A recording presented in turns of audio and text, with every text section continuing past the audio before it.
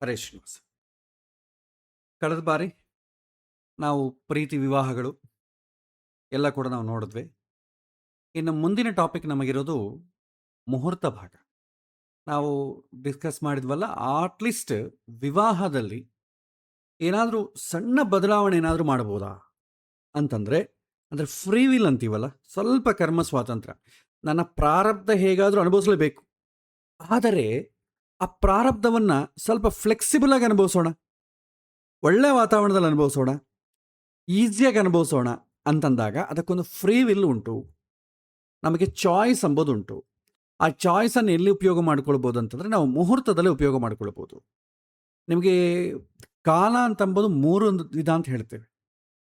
Okay, so 3 ಕಾಲ: ಭೂತಕಾಲ, ವರ್ತಮಾನ ಕಾಲ, ಭವಿಷ್ಯ ಕಾಲ. Past, present, future. ಪಾಸ್ಟನ್ನು ಏನು ಚೇಂಜ್ ಮಾಡಲಿಕ್ಕೆ ಆಗೋದಿಲ್ಲ, ಆಲ್ರೆಡಿ ಹ್ಯಾಪನ್. ವರ್ತಮಾನದಲ್ಲಿ ನಡೀತಾ ಇದೆ, ಬಟ್ ನಿಮಗೆ ಚೇಂಜ್ ಮಾಡ್ಕೊಳ್ಳಿಕ್ಕೆ ಹೆಚ್ಚು ಅವಕಾಶ ಇಲ್ಲ.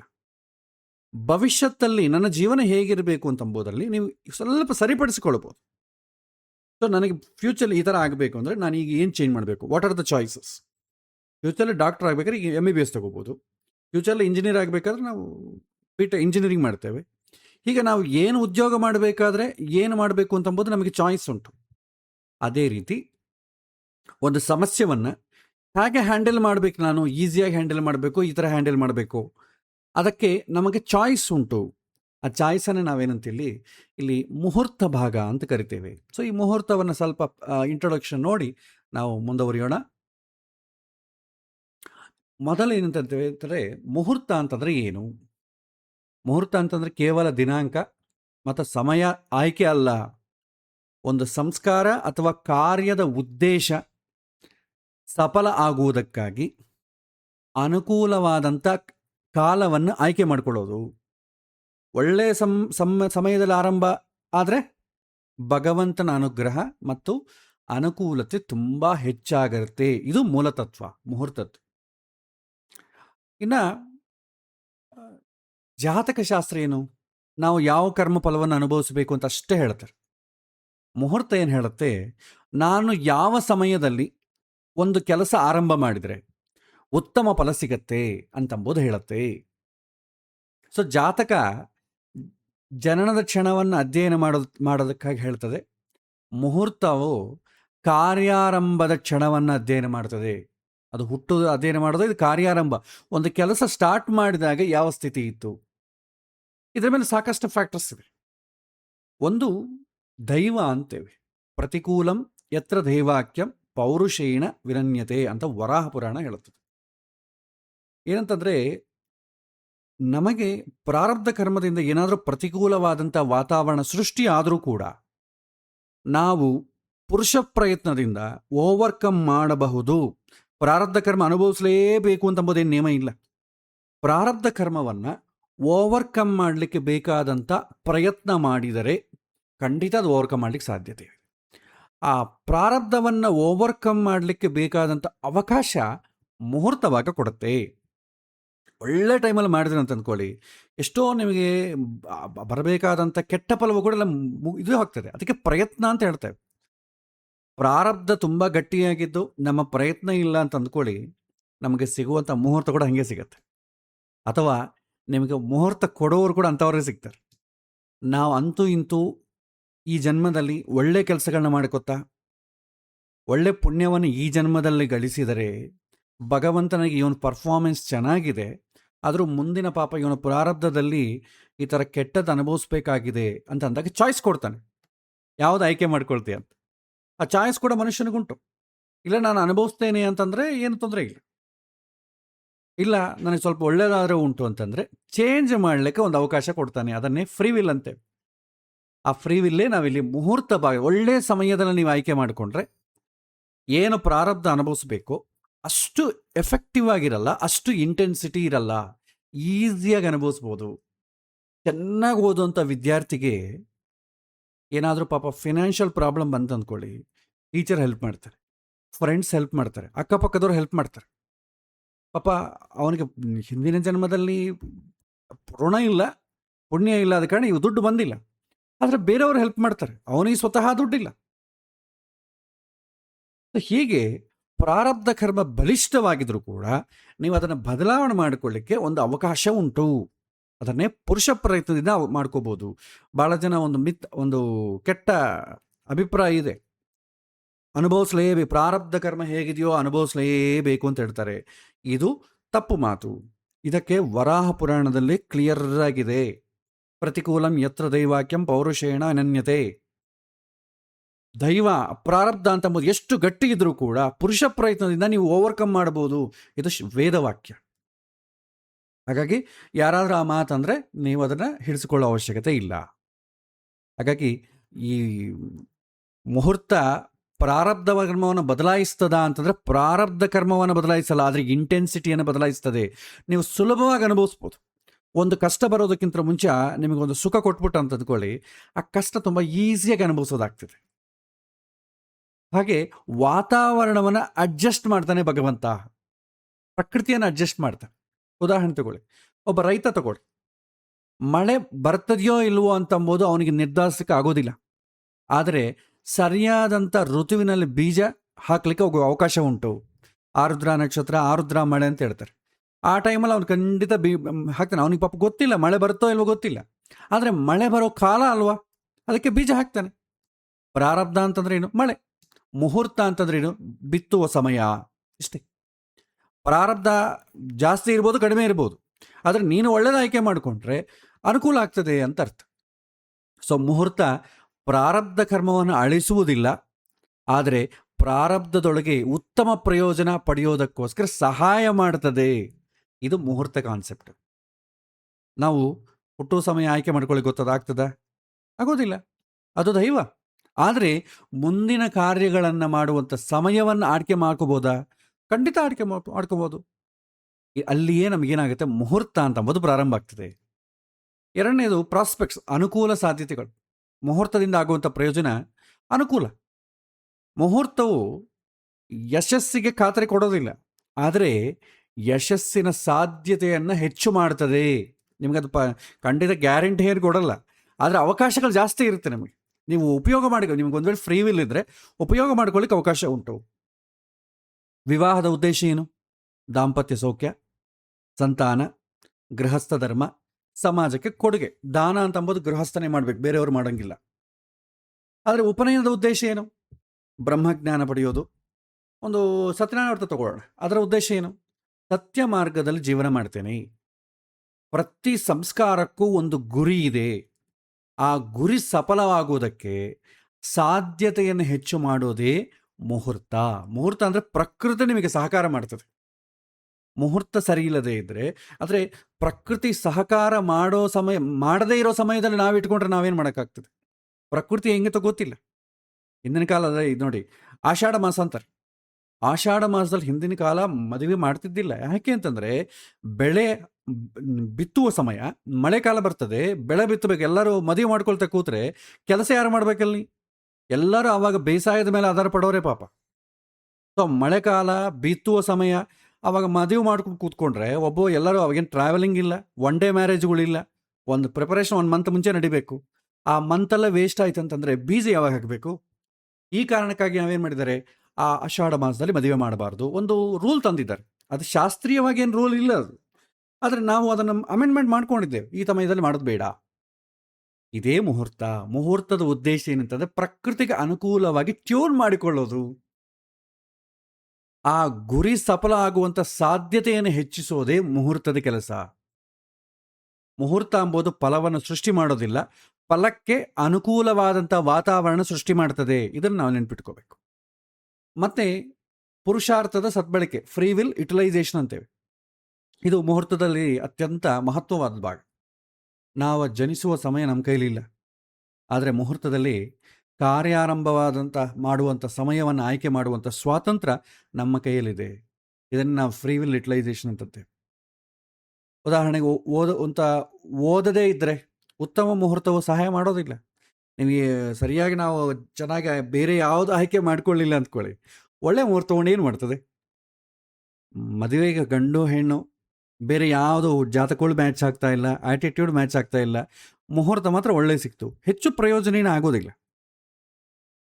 ಚೆನ್ನಾಗಿ ಓದಿ ಉತ್ತಮ ಸಮಯದಲ್ಲಿ ಪರೀಕ್ಷೆ ಬರೆದ್ರೇನೆ ಅನುಕೂಲ ಹೆಚ್ಚಾಗ್ತದೆ. ಇದೇ ಎಕ್ಸಾಂಪಲ್ ತಗೋಬೇಕು. ಮುಖ್ಯ ವಿಚಾರ ಏನಂತಂದರೆ, ಜಾತಕ ಅಂತ ಅಂಬೋದು ಫೇಟ್, ಮುಹೂರ್ತ ಅಂತ ಅಂಬೋದೇನು ಯುಟಿಲೈಸೇಷನ್ ಆಫ್ ಫ್ರೀ ವಿಲ್. ಹಾಗಾಗಿ ಜಾತಕವು ನಾವು ಪಡೆದಿರುವಂಥ ಕಾರ್ಡುಗಳನ್ನು ತೋರಿಸ್ತದೆ. ಮುಹೂರ್ತ ಆ ಕಾರ್ಡುಗಳನ್ನು ಹೇಗೆ ಆಡಬೇಕು ಅಂತ ತಿಳಿಸ್ತದೆ. 4ನೇದು ರಕ್ಷಣೆ. ಕೆಲವಿನ ಸಮಯದಲ್ಲಿ ಮದುವೆಗಳು ಸಮಾರಂಭಗಳಾಗಬೇಕಾದ್ರೆ ಸೇಫ್ಟಿ ಬೇಕು, ಆರೋಗ್ಯಗಳು ಚೆನ್ನಾಗಿರಬೇಕು, ಪ್ರಕೃತಿಯಲ್ಲಿ ಯಾವ ಥರದ ವಿಕೋಪಗಳಾಗಬಾರ್ದು. ಮಳೆ ಈಗ ಸಪೋಸ್ ಮದುವೆ ಇಟ್ಕೊಂಡಿದ್ದೀವಿ, ತುಂಬ ಮಳೆ ಬಂತಂದರೆ ಯಾರೂ ಬರ್ಲದ್ರೆ ಏನು ಮಾಡಬೇಕು? ಮದುವೆ ಇಟ್ಕೊಂಡಿದ್ದೀವಿ, ಕರೋನಾ ಬಂತು. ಮದುವೆ ಇಟ್ಕೊಂಡಿದ್ದೀವಿ, ಮನೆಯಲ್ಲಿ ಯಾರೋ ತೀರ್ಕೊಂಡ್ರು, ಮೈಲಿಗೆ ಬಂತು. ಇದೆಲ್ಲ ಕೂಡ ಕಷ್ಟ ಅಲ್ವಾ? ಅದಕ್ಕೆ ಯಾವುದು ತೊಂದರೆ ಆಗದಂತೆ ಸಹಕಾರ ಮಾಡಲಿ ಅಂತಂಬೋದಕ್ಕೋಸ್ಕರವಾಗಿ ಮುಹೂರ್ತ ಇಡ್ತೇವೆ. ಬಹಳ ಮುಹೂರ್ತಗಳಂತಂದರೆ ಇದನ್ನೇ ಅರ್ಥ ಮಾಡ್ಕೊಳ್ಳೋದು, ತೊಂದರೆ ಬರಬಾರದು. ಎಲ್ಲರೂ ರೂಲ್ ಇದೆ, ಯಾವ ತೊಂದರೆಗಳು ಅಡ್ಡಿ ಇಲ್ಲಾರದೆ ಮಾಡಿಸಪ್ಪ ಕಾರ್ಯ ಅಂತ ಅಂದ್ಕೊಡ್ತೀವಲ್ಲ, ಅದು ಬೇಸ್ ಮಾಡೋದು ಯಾವುದಂದ್ರೆ ಮುಹೂರ್ತದಲ್ಲಿ. ಇವತ್ತು ನಾವು ಇದನ್ನೇ ಬಳಸ್ತೇವೆ, ಮುಹೂರ್ತ ಇಡೋದು ಯಾಕೆಂದ್ರೆ ಯಾವ ತೊಂದರೆಗಳು ಬರದೇ ಇದ್ದಂತೆ. ಮದುವೆಯಲ್ಲಿ ಜಗಳ, ಅವಮಾನ, ಅಡೆತಡೆ, ಅಶಾಂತಿ ಇವು ಕಡಿಮೆ ಆಗಬೇಕು ಅಂತಂಬ ಉದ್ದೇಶದಿಂದ ಮುಹೂರ್ತದಲ್ಲಿ ಏನು ಮಾಡ್ತಾರೆ, ತುಂಬ ಚೆಕ್ ಮಾಡಿ ಇಡ್ತಾರೆ. ಗೃಹ ಪ್ರವೇಶದಲ್ಲಿ ಅನಿರೀಕ್ಷಿತವಾದಂಥ ತೊಂದರೆಗಳು ಬರಬಾರದು, ಪ್ರಯಾಣಗಳಲ್ಲಿ ಅಪಾಯಗಳಾಗಬಾರದು. ಹೀಗೆ ಮುಹೂರ್ತವು ಒಂದು ರೀತಿಯಾದಂಥ ರಕ್ಷಣಾತ್ಮಕವಾದಂಥ ಪಾತ್ರ ಕೊಡ್ತದೆ. ಮುಹೂರ್ತ ಅಂತಂಬೋದು ಯಶಸ್ವಿಯಾಗಿ ಮಾತ್ರ ಅಲ್ಲ, ನಿರ್ವಿಘ್ನಗಳನ್ನು ಮಾಡೋದಕ್ಕೆ ಕೂಡ, ಅಡೆತಡೆಗಳು ತಡಿಲಿಕ್ಕೋಸ್ಕರ ಮಾಡ್ತಾರೆ. ಇದು ಮುಹೂರ್ತ ವಿಚಾರ. ಒಂದು ಫೈನಲ್ ಹೇಳಬೇಕಾದ್ರೆ, ಮುಹೂರ್ತ ಅಂತಂಬೋದು ಪ್ರಾರಬ್ಧ ಕರ್ಮವನ್ನು ಬದಲಾವಣೆ ಮಾಡೋದಿಲ್ಲ. ಭಗವಂತನ ಸಮ್ಮತಿಯಲ್ಲಿ ಪುರುಷಾರ್ಥವನ್ನು ಸರಿಯಾದಂಥ ಸಮಯದಲ್ಲಿ ಬಳಸಿಕೊಂಡು ಗುರಿಯನ್ನು ಸುರಕ್ಷಿತವಾಗಿ ಸಾಧಿಸೋದಕ್ಕೆ ಸಹಾಯ ಮಾಡುವಂಥ ಒಂದು ವೇದಾಂಗವೇ ಮುಹೂರ್ತ. ಅದಕ್ಕೆ ಮುಹೂರ್ತ ಅಂತಂಬೋದಕ್ಕೆ ಸಪ್ರೇಟ್ ಟಾಪಿಕ್ ಇಟ್ಟಿದ್ದಾರೆ. ಅದಕ್ಕೆ ತುಂಬ ರೂಲ್ಸ್ ಇದೆ. ಆ ರೂಲ್ಸಲ್ಲಿ ಯಾಕೆ ಅಂತಂದರೆ, ಯಾವುದೇ ರೀತಿಯಾದಂಥ ತೊಂದರೆಗಳು ಬಾರದಂತೆ ತಡೆಯೋದಕ್ಕೋಸ್ಕರ ಅಷ್ಟೇ. ಓಕೆ, ಇನ್ನೊಂದು ಏನಂತಂದರೆ, ನಮ್ಮ ಒಂದು ವೇಳೆ ಪ್ರಾರಬ್ಧ ಕರ್ಮ ಇದ್ರೂ ಕೂಡ ಇಂಟೆನ್ಸಿಟಿ ಕಡಿಮೆ ಮಾಡ್ತದೆ. ಇದಕ್ಕೆ ನಾವು ಮುಹೂರ್ತವನ್ನು ನೋಡ್ತೇವೆ. ಈ ಮುಹೂರ್ತಗಳಲ್ಲಿ ಪ್ರಾಕ್ಟಿಕಲ್ ನಾವು ನೋಡಿದ್ರೆ ಯಾವುದಕ್ಕೆ ಮುಹೂರ್ತ ಇಡ್ತೇವೆ? 16 ಸಂಸ್ಕಾರಗಳಿಗೆ ಮಾತ್ರ ಮುಹೂರ್ತ ಇಡ್ತೇವೆ. ಇವತ್ತು ಎಲ್ಲದಕ್ಕೂ ಮುಹೂರ್ತ ಆಗ್ಬಿಟ್ಟಿದೆ. ಇವತ್ತಿನ ದಿನ ಎಲ್ಲದಕ್ಕೂ, ಪ್ರತಿಯೊಂದಕ್ಕೂ ಮುಹೂರ್ತ. ಹೊರಗೆ ಕಾಲಿಡ್ಲಿಕ್ಕೆ ಮುಹೂರ್ತ, ಕಂಪ್ಯೂಟರ್ ಸ್ವಿಚ್ ಆನ್ ಮಾಡಲಿಕ್ಕೆ ಮುಹೂರ್ತ, ಶಾಲೆಗೆ ಸೇರ್ಲಿಕ್ಕೆ ಮುಹೂರ್ತ, ಇವುಗಳಿಗೆಲ್ಲ ಮುಹೂರ್ತ ಇಲ್ಲ. ಅದರಲ್ಲಿ ಜನರಲ್ ಅಷ್ಟೇ. ಅವನಿಗೊಂದು ಮುಹೂರ್ತ ಅಂತ ಅಂಬೋದು ತಲೆಗೆ ಬಿದ್ದುಬಿಡದ ಕಾರಣ ಎಲ್ಲದಕ್ಕೂ ಮುಹೂರ್ತ ಬೇಕೇನೋ ಅಂತ ಅಂಬೋದು ಹೋಬಿಯೋ ಇಟ್ಕೊಂಡ್ಬಿಟ್ಟಿರ್ತಾರೆ. ಆದರೆ 16 ಸಂಸ್ಕಾರಗಳಿಗೆ ಮಾತ್ರವೇ ಮುಹೂರ್ತ ಇರೋದು. ಅವುಗಳನ್ನು ಇವತ್ತು ನೋಡೋಣ. ದೋಷಗಳು ಕಡಿಮೆ ಮಾಡಿ ಗುಣಗಳನ್ನು ಬೆಳೆಸುವಂಥ ಪ್ರಕ್ರಿಯೆ. ಹಾಗಾಗಿ 16 ಸಂಸ್ಕಾರಗಳು ಮನುಷ್ಯನ ಜೀವನದಲ್ಲಿ 16 ಪ್ರಮುಖ ಹಂತಗಳನ್ನು ಪವಿತ್ರಗೊಳಿಸ್ತದೆ. ಇದು ತುಂಬ ಮುಖ್ಯ. ಇಲ್ಲಿ ನೋಡಿ, ಒಂದೊಂದು ಸಂಸ್ಕಾರ ಯಾಕೆ ಅಂತಂಬೋದು ನಾವು ಚೆಕ್ ಮಾಡಿದ್ಬೇಕು. ಈಗ ಸಪೋಸ್ ನಾವು ಫಸ್ಟ್ ಲಿಸ್ಟ್ ನೋಡೋಣ, ಏನೇನು ಯಾವುದ್ಯಾವುದಕ್ಕೆ ಮುಹೂರ್ತ ಬೇಕು, ಯಾವುದ್ಯಾವುದಕ್ಕೆ ಹಿಂದಿನವರು ನೋಡ್ತಿದ್ರು. ಇವತ್ತಲ್ಲ, ಹಿಂದಿನವರು ಯಾವುದ್ಯಾವುದಕ್ಕೆ ಮುಹೂರ್ತ ಅಂತ ನೋಡ್ತಿದ್ರು. ಮೊದಲನೇದೇನಂತಂದರೆ ಗರ್ಭಾಧಾನ ಅಂತೇಳಿ. ಗರ್ಭಾಧಾನ ಅಂದರೆ ಗರ್ಭವನ್ನು ಧರಿಸೋದಕ್ಕಾಗಿ ಮಾಡುವಂಥ ಸಂಸ್ಕಾರ. ನಾವು ಇವತ್ತು ಪ್ರಸ್ತ, ಫಸ್ಟ್ ನೈಟ್ ಅಂತ ಏನು ಮಾಡ್ತೇವೆ, ಅದಕ್ಕೆ ಮುಹೂರ್ತ ಇಲ್ಲಿಂದನೇ ಶುರುವಾಗ್ತದೆ. ಉದ್ದೇಶ ಏನು? ಶ್ರೇಷ್ಠವಾದಂಥ ಸಂತಾನವನ್ನು ಪಡೆಯುವಂಥ ಸಂಕಲ್ಪ. ಸೊ ಮಕ್ಕಳು ಆಕಸ್ಮಿಕವಾಗಿ ಹುಟ್ಟಬಾರದು, ಧರ್ಮಪಾಲನೆಗಾಗಿ, ಸಮಾಜದ ಹಿತಕ್ಕಾಗಿ, ಒಳ್ಳೆಯ ಆತ್ಮ ಬರಲಿ ಎಂಬ ಸಂಕಲ್ಪದಿಂದ ಗರ್ಭಧಾರಣೆ ಮಾಡೋದು. ಅಂದರೆ ನನ್ನ ಹುಟ್ಟುವಂಥ ಮಗುವಲ್ಲಿ ಒಳ್ಳೆಯ ಆತ್ಮ ಬಂದು ಸೇರಲಿ ಅಂತ ಅರ್ಥ. ಮಗು ಅಂತೂ ಫಿಸಿಕಲ್ ಆಗಿ ಪ್ರಕೃತಿಯಿಂದ ಹುಡ್ತದೆ, ಅದರಲ್ಲಿ ಒಳ್ಳೆ ಆತ್ಮ ಸೇರ್ಬೇಕಲ್ವ. ಒಳ್ಳೆ ಆತ್ಮ ಸೇರಿದ ಏನಾಗುತ್ತೆ? ತಂದೆ ತಾಯಿಗಳಿಗೂ ಶಾಂತಿ ಕೊಡ್ತಾನೆ, ಸಮಾಜಕ್ಕೂ ಶಾಂತಿ ಕೊಡ್ತಾನೆ. ಕೆಟ್ಟ ಆತ್ಮ ಬಂದು ಸೇರಿತು ಅಂದ್ಕೊಳ್ಳಿ, ಏನಾಗ್ತದೆ? ಅವನೂ ದುಃಖ, ಸಮಾಜಕ್ಕೂ ದುಃಖ, ತಂದೆ ತಾಯಿಗೂ ದುಃಖ. ಅದಕ್ಕೆ ನೀವು ಒಂದು ಅಬ್ಸರ್ವ್ ಮಾಡಿ, ಹಿಂದೆ ತೀರ್ಥಯಾತ್ರೆಗಳು ಮಾಡ್ತಿದ್ರು. ಮದುವೆ ಆಯಿತೋ ಫಸ್ಟ್ ತೀರ್ಥಯಾತ್ರೆ ಮಾಡಿ ಅಂತ ಕಳಿಸಿಬಿಡ್ತಿದ್ರು. ಗುರ್ತಿಟ್ಕೊಳ್ಳಿ, ಕ್ಷೇತ್ರ ಯಾತ್ರೆ ಅಲ್ಲ, ತೀರ್ಥಯಾತ್ರೆ ಅಂತ. ಹಿಂದಿನ ಕಾಲ ದೇವಸ್ಥಾನಗಳು ಜಾಸ್ತಿ ಇದ್ದಿಲ್ಲ, ಆದರೆ ಋಷಿಮುನಿಗಳು, ಒಳ್ಳೆ ಸಾತ್ವಿಕ ಅವಧೂತಗರು ಎಲ್ಲರೂ ಕೂಡ ನದಿ ಹತ್ರ ಇರ್ತಿದ್ರು. ಯಾಕೆಂತಂದ್ರೆ ಅವ್ರಿಗೆ ನೀರಿನಾನೇ ಕೆಲಸ, ಅರ್ಘ್ಯವನ್ನು ಬಿಡೋದು, ಪ್ರತಿಯೊಂದಕ್ಕೂ ನೀರು ಸೂರ್ಯ 2 ಬೇಕು ಅವರಿಗೆ ಅನುಷ್ಠಾನಕ್ಕೆ. ಅವ್ರು ಯಾವಾಗೂ ಕೂಡ ನದಿ ಹತ್ರನೇ ಇರ್ತಿದ್ರು. ಅಂಥ ಕ್ಷೇತ್ರದಲ್ಲಿ ಅಂಥವರನ್ನು ಆಶ್ರಯ ಮಾಡಿಕೊಂಡು ಎಷ್ಟೋ ಜೀವಗಳಿರ್ತವೆ. ಎರಡನೇದು, ನಾವು ಸತ್ತ ನಂತರ ಅಸ್ಥಿ ಎಲ್ಲಿ ಕಲಿಸ್ತೀವಿ? ನದಿಯಲ್ಲೇ ಹಾಕ್ತೇವೆ. ಹಾಕಿದರೆ ಆ ಜೀವ, ಪುರುಷ ಒಂದು ಜೀವ ದೇಹದಲ್ಲಿ ಪ್ರವೇಶ ಮಾಡೋದು ನೀರಿನಿಂದಲೇ, ಹೊರಗೆ ಹೋಗೋದು ನೀರಿಂದಲೇ. ಹಾಗಾಗಿ ಅದು ಮತ್ತೆ ನೀರಿನಲ್ಲೇ ಸೇರಿಬಿಡ್ತಾರೆ. ಅಂಥ ಕಡೆ ನಾವು ತೀರ್ಥ ಸ್ನಾನ ಮಾಡಿದರೆ ನೀರಿನ ಮುಖಾಂತರವಾಗಿ ಹೊಸ ಒಳ್ಳೆ ಪುಣ್ಯವಂತವಾದಂಥ ಆತ್ಮ ಯಾವುದಿದೆ ಅಂಥದ್ದು ನನ್ನ ಮಗುವಾಗಿ ಬರಲಿ ಅಂತ ಉದ್ದೇಶಕ್ಕಾಗಿ ಗರ್ಭಾಧಾನ ಮಾಡ್ತಾರೆ. ಆದರೆ ಇವತ್ತೇನು ಮಾಡ್ತಾರೆ ಸಮಾಜದಲ್ಲಿ? ಮದುವೆ ಆಯಿತೋ ಸಮುದ್ರಕ್ಕೆ ಹೋಗ್ತಾರೆ. ಸಮುದ್ರದಲ್ಲಿ ಯಾರಿರ್ತವೆ?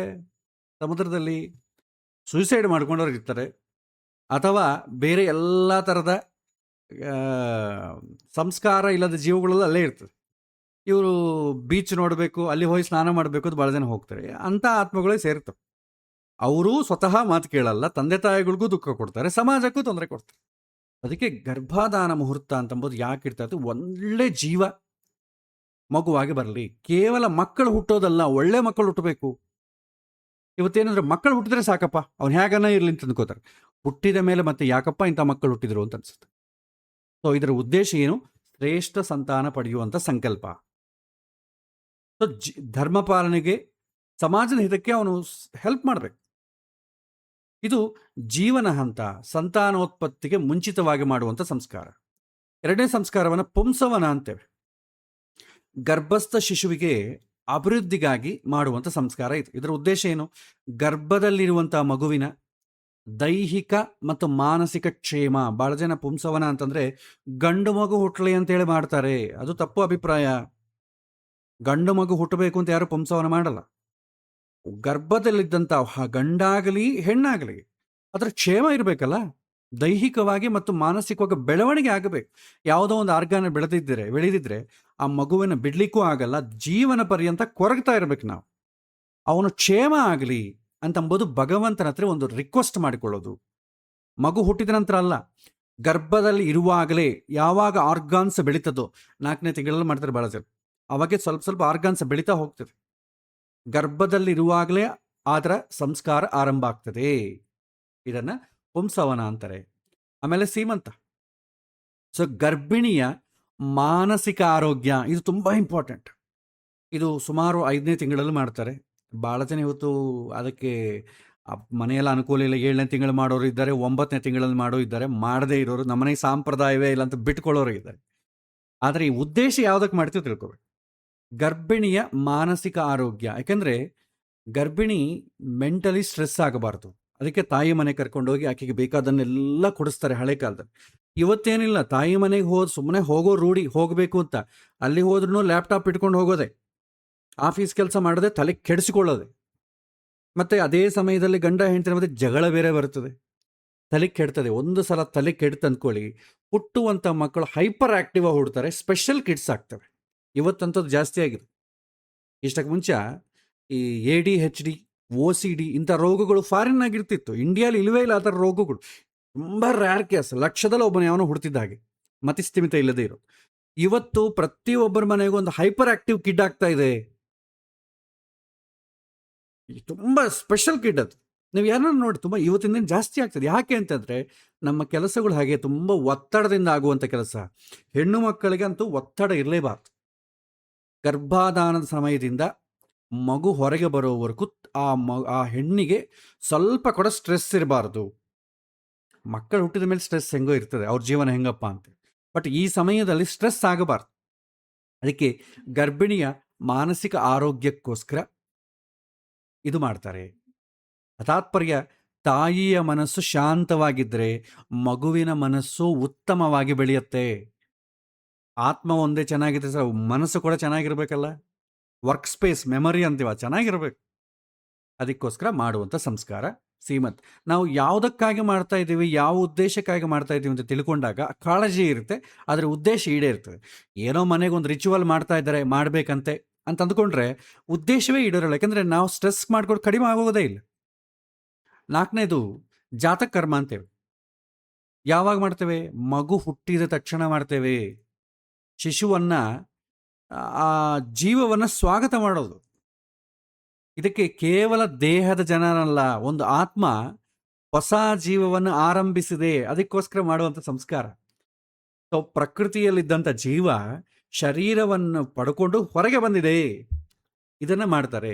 ಇದು ಯಾವಾಗ ಮಾಡ್ತಾರೆ ಅಂದರೆ, ಬಹಳ ಜನ ಮಾಡೋದು ಹಿಂದಿನ ಕಾಲದಲ್ಲಿ ಈ ಜಾತಕರ್ಮ ಅಂತಂಬೋದು, ಹೊಕ್ಕಳು ಬಳ್ಳಿ ಕಟ್ ಮಾಡೋದಕ್ಕೆ ಮುಂಚಿತವೇ ಮಾಡ್ಬಿಡ್ತಿದ್ರು. ಮಗು ಹುಟ್ಟಿರ್ತದೆ, ಇನ್ನು ಹೊಕ್ಕಳು ಕಟ್ ಮಾಡಿರಲ್ಲ, ಆವಾಗೇ ಮಾಡಿಬಿಡ್ತಾರೆ.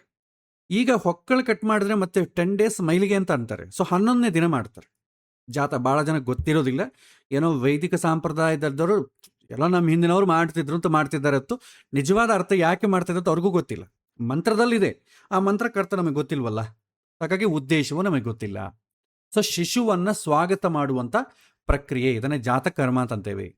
ನಂತರ ನಾಮಕರಣ, ಇದು ನಮಗೆ ಗೊತ್ತಿದೆ, ಹೆಸರಿಡುವಂಥ ಸಂಸ್ಕಾರ. ಸೊ ವ್ಯಕ್ತಿತ್ವಕ್ಕೆ ಗುರುತು ನೀಡುವುದು. ಹೆಸರು ಕೇವಲ ಕರೆಯಲ್ಲ, ಅದು ಜೀವನದ ಒಂದು ವೈಬ್ರೇಷನ್. ಅದಕ್ಕೋಸ್ಕರ ಸಾಮಾನ್ಯವಾಗಿ ಏನು ಮಾಡ್ತಾರೆ, ದೇವರ ಹೆಸರಿಡ್ತಾರೆ. ಹಿಂದಿನ ಕಾಲ ಭಗವಂತನ ಹೆಸರಿಡ್ತಿದ್ರು. ಯಾಕೆ ಅಂತಂದರೆ ಅವನ ಹೆಸರು ಕರೆದಾಗೆಲ್ಲ ಕೂಡ ಭಗವಂತನ ಗುಣಗಣಗಳು ನೆನಪಾಗ್ತಿತ್ತು ಅವರಿಗೆ. ಇವನು ದೇವರಂತ ಅರ್ಥ ಅಲ್ಲ. ಕೃಷ್ಣ ಅಂತ ಅಂದ ತಕ್ಷಣ ಏನಾಗುತ್ತೆ, ಕೃಷ್ಣ ನೆನಪಾಗಬೇಕು, ಅವನ ಮನಸ್ಸು ಆ ಕಡೆ ಹೊಟ್ಟೋಗ್ತದೆ. ಅದಕ್ಕೆ ಅವರ ಹೆಸರೇ ಇಡ್ತಿದ್ರು. ಊರುಗಳಿಗೂ ಅವ್ರ ಹೆಸರು ಇಡ್ತಿದ್ರು, ಮನೆಗಳಿಗೂ ಅವ್ರ ಹೆಸರೇ ಇಡ್ತಿದ್ರು. ಆದ ನಂತರ ಏನಾಯಿತು, ದೇವರ ಕಾನ್ಸೆಪ್ಟ್ ಹೋಯಿತು. ಮನೆಗಿರೋ ದೊಡ್ಡವರು ಹಿರಿಯರು ತುಂಬ ಪ್ರೀತಿ ಮಾಡಿರ್ತಾರಲ್ಲ, ಅವರ ಹೆಸರಿಡೋ ಸ್ಟಾರ್ಟ್ ಆಯಿತು. ದೇವರನ್ನು ಪ್ರೀತಿ ಮಾಡಿದಾಗ ದೇವರ ಹೆಸರು ಇಡ್ತಿದ್ರು, ಆಮೇಲೆ ನಮ್ಮ ಹಿರಿಯರ ಹೆಸರು ಇಡ್ತಿದ್ರು. ಅದು ಕೂಡ ಔಟ್ಡೇಟೆಡ್ ಆಗಿ ಏನಾಯಿತು, ಸಿನಿಮಾ ಕಲಾವಿದರ ಹೆಸರು ಹಿಡಿದು ಆಯಿತು. ಈಗ ಇನ್ನೂ ಅತ್ಯಂತ ಫಾಸ್ಟ್ ಏನಂತಂದರೆ, ಸಂಸ್ಕೃತ ಭಾಷೆಯಲ್ಲಿ ಎಲ್ಲೋ ಹುಡುಕಿ ಯಾರೂ ಹಿಡ್ದಾರ್ದಂಥ ಹೆಸರಿಡಬೇಕು. ವಿಷ್ಣು ಸಹಸ್ರನಾಮದಲ್ಲಿ ನೋಡಿ, ಯಾವುದೋ ಒಂದು ಹೆಸರು ಇಟ್ಬಿಡ್ತಾರೆ. ಆ ಹೆಸರಿಟ್ಟಾಗ ಅದು ಗುಣ ನೆನಪಾಗಬೇಕು. ಗುಣ ಇಲ್ಲ, ಏನೂ ಇಲ್ಲ, ಬರೀ ಹೆಸರು ಕರಿತೇವೆ. ಅದು ನನ್ನ ಮಗನಿಗೆ ನಾನೇ ಒಳ್ಳೆ ಹೆಸರು, ಯಾರು ಇಷ್ಟವರೆಗೂ ಲೈಫಲ್ಲಿ ಇಟ್ಟಿರಬಾರ್ದು ಅಂತ ಹೆಸರಿಡಬೇಕು ಅಂತ ಇಡ್ತಾರೆ. ಅಂತ ಹೆಸರಿಡ್ತಾರೆ, ಗುಣ ನೆನಪಾಗೋದಿಲ್ಲ ಒಂದು. ಎರಡನೇದು, ಆ ಶಬ್ದವನ್ನು ಕೆಟ್ಟದಾಗಿ ಬಳಸ್ತಾರೆ. ಅದು ಇನ್ನೂ ಘೋರ. ಇವತ್ತೆಲ್ಲ ಕೂಡ ಇಂಟರ್ನ್ಯಾಷನಲಾಗಿ ಎಲ್ಲರೂ ಹೋಗೋದಿರ್ತಾರೆ. ಸೊ ಏನು ಮಾಡ್ತಾರೆ, ಬೇರೆ ದೇಶಕ್ಕೆ ಹೋದಾಗ ಆ ಹೆಸರನ್ನು ವಿಚಿತ್ರವಾಗಿ ಕರೀತಾರೆ. ಅಸಲು ಆ ಹೆಸರು ಶಬ್ದ ಇಟ್ಕೊಂಡವನಿಗೆ ಗೊತ್ತಿರಲ್ಲ. ಪ್ರತಿಯೊಬ್ಬರಿಗೂ ಕೂಡ ದೇವರ ಹೆಸರು ಮೆಜಾರಿಟಿ ಎಲ್ಲರಿಗೂ ಇರ್ತದೆ. ಆ ಹೆಸರು ಕರೆದಾಗ ಭಗವಂತ ನೆನಪಾಗ್ತಾನಾ? ಆಗಲ್ಲ. ನಮಗೆ ಕೇವಲ ಇವತ್ತು ಹೆಸರಿಡೋದು ಏನಾಗಿದೆ, ಐಡೆಂಟಿಫಿಕೇಶನ್ಗೋಸ್ಕರ ಆಗಿದೆ. ಇದರ ಮೇಲೆ ಒಂದು ದೊಡ್ಡ ಸಬ್ಜೆಕ್ಟೇ ಶುರುವಾಗಿದೆ. ಈಗ ಹೆಸರು ಮೇಲೆ ನ್ಯೂಮರಾಲಜಿ ಶುರುವಾಗಿದೆ. ನಿಮ್ಮ ಹೆಸರು ಇಷ್ಟು ಅಕ್ಷರಗಳಿದೆ, ಇದನ್ನು ಒಂದು ತೆಗೆದುಬಿಡಿ, ನಿಮ್ಮ ಅದೃಷ್ಟ ತುಂಬ ಬದಲಾಗ್ತದೆ. ಸೊ ಏನೋ ಹೊಸದೆಲ್ಲ ಸೃಷ್ಟಿ ಆಗ್ತಾ ಇದೆ. ಸೊ ಹೆಸರು ಅಂತಂಬೋದು ಕರೆಯೋದು ಐಡೆಂಟಿಫಿಕೇಶನ್ಗಂತೂ ಉಂಟು ಸಮಾಜದಲ್ಲಿ. ಅದರ ಜೊತೆಗೆ ಆ ಹೆಸರು ಕರೆದಾಗ ಭಗವಂತ ಬಗ್ಗೆ ನಮಗೆ ಅರಿವಾಗಬೇಕು. ಯಾರಿಗೆ ಹೆಸರಿಟ್ಟಿದ್ದೀವೋ ಆ ಗುಣ ನೆನಪಾಗಬೇಕು ನಮಗೆ. ಅದಕ್ಕೆ ಸಾತ್ವಿಕ ವೈಬ್ರೇಷನ್ಸ್ಗೋಸ್ಕರ ನಾಮಕರಣ ಮಾಡ್ತಾರೆ. ಆ ಮಂತ್ರಗಳಲ್ಲೇ ಬರ್ತದೆ, ಆ ಹೆಸರು ಕರೆದಾಗ ನಂಗೆ ಭಗವಂತ ನೆನಪಾಗಬೇಕು, ಆ ಮಂತ್ರಗಳಲ್ಲಿದೆ. ಬಟ್ ಅದರ ಅರ್ಥ ನಮಗೆ ಗೊತ್ತಿಲ್ಲ. ನೆಕ್ಸ್ಟ್, ನಿಷ್ಕ್ರಮಣ ಅಂತೇವೆ. ಸೊ ನಿಷ್ಕ್ರಮಣ ಕರ್ಮ ಏನಂತಂದರೆ, ಮೊದಲ ಬಾರಿಗೆ ಮಗುವನ್ನು ಮನೆಯಿಂದ ಹೊರಗೆ ಕರ್ಕೊಂಡು ಹೋಗೋದು. ಮನೆಗೆ ಇರ್ತದೆ, ಇಲ್ಲಿ ಹೊರಗೆ ಕರ್ಕೊಂಡು ಹೋಗಿರಲ್ಲ. ಅದಕ್ಕೆ ಮೊದಲು ಏನು ಮಾಡ್ತಾರೆ, ದೇವಸ್ಥಾನಕ್ಕೆ ಕರ್ಕೊಂಡು ಹೋಗಬೇಕು, ಸಾತ್ವಿಕ ಜಾಗಗಳಿಗೆ ಕರ್ಕೊಂಡು ಹೋಗಬೇಕು ಅಂತ ಒಂದು ನಿಯಮ. ನಮ್ಮ ಲೈಫ್ ಸ್ಟೈಲ್ ಹಿಂದಿನವ್ರು ಏನು ಮಾಡಿದ್ರು ಕೂಡ ನಾವು ತುಂಬ ಸಾತ್ವಿಕ ವೈಬ್ರೇಷನ್ಸ್ ಇರಬೇಕು, ಭಗವಂತನ ಅಂಟು ನಮಗಿರಬೇಕು ಅಂತೇಳಿ ಮಾಡಿಕೊಂಡಂಥ ಸಾಂಪ್ರದಾಯಗಳಿದೆಲ್ಲ. ಸೊ ದೇವಸ್ಥಾನಕ್ಕೆ ಕರ್ಕೊಂಡು, ಅಂದರೆ ಮಗು ಈ ಸಮಾಜ ಮತ್ತು ಪ್ರಕೃತಿಯ ಸಂಪರ್ಕಕ್ಕೆ ಬರ್ತಾ ಇದೆ, ಇದೇ ತಾತ್ಪರ್ಯ ನಿಷ್ಕ್ರಮಣಕ್ಕೆ. ಅದಕ್ಕೆ ಮೊದಲು ದೇವಸ್ಥಾನಕ್ಕೆ ಕರ್ಕೊಂಡು ಹೋಗೋಣ. ನೆಕ್ಸ್ಟ್, ಅನ್ನಪ್ರಾಶನ, ಮೊದಲ ಬಾರಿ ಅನ್ನವನ್ನು ತಿನ್ನಿಸುವುದು. ಆಹಾರ ಜೀವನದ ಒಂದು ಯಜ್ಞ ಅಂತಂಬ ಉದ್ದೇಶ. ಅದಕ್ಕೆ ನಾವು ತಿನ್ನುವಾಗ ಪ್ರತಿಯೊಂದು ಪದಾರ್ಥವೂ ಕೂಡ ನಾನು ಹೊಟ್ಟೆಯಲ್ಲಿರುವಂಥ ವೈಶ್ವಾನರ ರೂಪನಾದಂಥ ಭಗವಂತನಿಗೆ ಆಹುತಿಯನ್ನು ಕೊಡ್ತಾ ಇದ್ದೇವೆ. ಪ್ರಾಣಾಯ ಸ್ವಹ, ಅಪಾನಾಯ ಸ್ವಹ, ವ್ಯಾನಾಯ ಸ್ವ. ನಾವು ಚಿತ್ರಾವರ್ತ ಇಟ್ಟ ನಂತರ ತಿಂತೀವಲ್ಲ ಆಹುತಿ, ಅದು ಹೊಟ್ಟೆಯಲ್ಲಿರುವಂಥ ಹಸುವಿನ ಬೆಂಕಿಯಿಂದ ಅಳ್ದಾಡ್ತಿರುವಂಥ ಅದಕ್ಕೆ ಆಹುತಿಯನ್ನು ಹಾಕ್ತೇವೆ. ಅದಕ್ಕೆ ಅನ್ನದ ಮೇಲೆ ಸ್ವಲ್ಪ ತುಪ್ಪ ಹಾಕಿ ಅಭಿಮಂತ್ರಣ ಮಾಡಿ ಅದನ್ನು ನಾವು ಬಾಯಿ ಒಳಗೆ ಹಾಕ್ಕೊಡ್ತೇವೆ. ಯಾಕೆಂತಂದರೆ ಅದು ಆಹುತಿ. ಪ್ರತಿಯೊಂದು ಕೂಡ ನಾವು ಯಜ್ಞ ರೂಪದಲ್ಲೇ ಮಾಡ್ತೇವೆ. ಅನ್ನಂ ಪರಬ್ರಹ್ಮ, ಆಹಾರ ಕೂಡ ಪವಿತ್ರ. ಅದಕ್ಕೋಸ್ಕರ ಮೊದಲ ಬಾರಿಗೆ ಆ ಮಗುಗೆ ಸಾತ್ವಿಕವಾದಂಥ ವೈಬ್ರೇಷನ್ಸ್ ಬರಲಿ ಅಂತೇಳಿ ಪ್ರಶ್ನೆ ಮಾಡ್ತೇವೆ. ನೆಕ್ಸ್ಟ್ ಕರ್ಣವೇದ, ಕಿವಿ ಚುಚ್ಚೋದು, ಶ್ರವಣ ಶಕ್ತಿಯ ಪಾವಿತ್ರ್ಯ ಅಂತ ಹೇಳ್ತೇವೆ. ಉದ್ದೇಶ ಮಾನವನ ಬೆಳವಣಿಗೆಗೆ ಮೊದಲ ಸಾಧನೆ ಇದೆ ಕೇಳೋದು. ಸೊ ಕರ್ಣವೇದ ಯಾಕೆ ಮಾಡ್ತೀವಿ ಅಂತಂದರೆ ಒಳ್ಳೆ ಶಬ್ದಗಳು ಕೇಳಲಿ. ಯಾಕಂದರೆ ನಾವು ಮನುಷ್ಯ ಜೀವನದಲ್ಲಿ ರೆಸ್ಪಾಂಡ್ ಆಗೋದೆಲ್ಲ ಕೂಡ ಸ್ಪಂದಿಸೋದು ಒಳ್ಳೆ ಯಾರು ಸಮಾಜದಲ್ಲಿ ಹೇಳ್ತಾರೆ ಆ ಶಬ್ದಗಳಿಂದ. ಇವನ ಕಿವಿಯಲ್ಲಿ ಯಾವಾಗ ಒಳ್ಳೆ ಶಬ್ದಗಳು ಬೀಳಲಿ. ಭದ್ರಂ ಕರ್ಣೇ ಶೃಣುಯಾಮ ದೇವಾಹ, ನಮ್ಮ ಕಿವಿಗಳು ಯಾವಾಗೂ ಕೂಡ ಒಳ್ಳೆಯದನ್ನೇ ಕೇಳಲಿ ಅಂತ ವೇದಮಂತ್ರದಲ್ಲೇ ಬರುತ್ತೆ. ಆ ಉದ್ದೇಶಕ್ಕಾಗಿ ಕರ್ಣವನ್ನು ಚುಚ್ಚುತ್ತಿದ್ರು, ಕಿವಿಯನ್ನು ಚುಚ್ಚುತ್ತಿದ್ರು. ಆಮೇಲೆ ಚೂಡಾಕರ್ಮ ಅಂತಾರೆ. ಮೊದಲು ಫಸ್ಟ್ ಟೈಮ್ ಕೂದಲು ತೆಗೆಯೋದು ಮುಂಡನಾಕರ್ಮ ಅಂತೇವೆ. ಹಳೆಯ ಜನ್ಮದ ಸಂಸ್ಕಾರಗಳು ಸಂಕೇತಾತ್ಮಕವಾದಂಥ ತ್ಯಾಗ, ಹಳೆಯ ಸಂಸ್ಕಾರಗಳನ್ನೆಲ್ಲ ಬಿಟ್ಟುಬಿಡು ಅಂತಂಬ ಉದ್ದೇಶವೇ ಈ ಕೂದಲು ತೆಗೆಯೋದು. ಹೊಸ ಜೀವನಕ್ಕೆ ಸಿದ್ಧ ಆಗಲಿ ಈ ಜೀವ. ಪ್ರತಿಯೊಂದ್ಸಲ ಜೀವವನ್ನು ಉದ್ದೇಶಕ್ಕಾಗಿಯೇ ಮಾಡ್ತಾರೆ.